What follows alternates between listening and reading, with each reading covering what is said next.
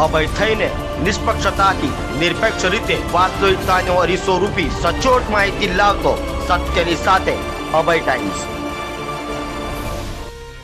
ડિંડોલીમાં રવિવારે રાત્રે વિજય નામના શખ્સની હત્યા થઈ હતી। તેના હત્યારાઓને ડિંડોલી પોલીસે ઝડપી પાડી જેલના સળિયા ગણતા કરી દીધા છે।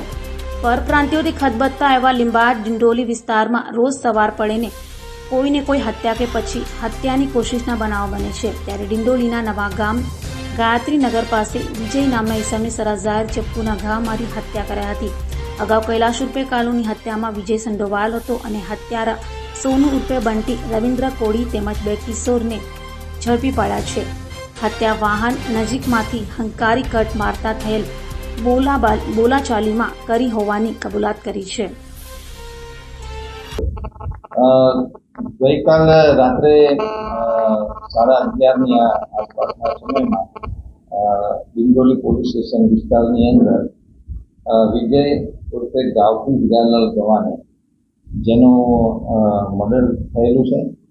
આ ગુનામાં કામે સોનુ ઉર્ફે બંટી જે મુખ્ય આરોપી છે અને તેની સાથે કાયદાના સંઘર્ષમાં રહેલા બે બાળકો એ પણ આની સાથે સામ્રતાએ ત્રણની અત્યારે પોલીસે અટક કરેલી છે અને કાયદેસરની કાર્યવાહી ચાલુ છે।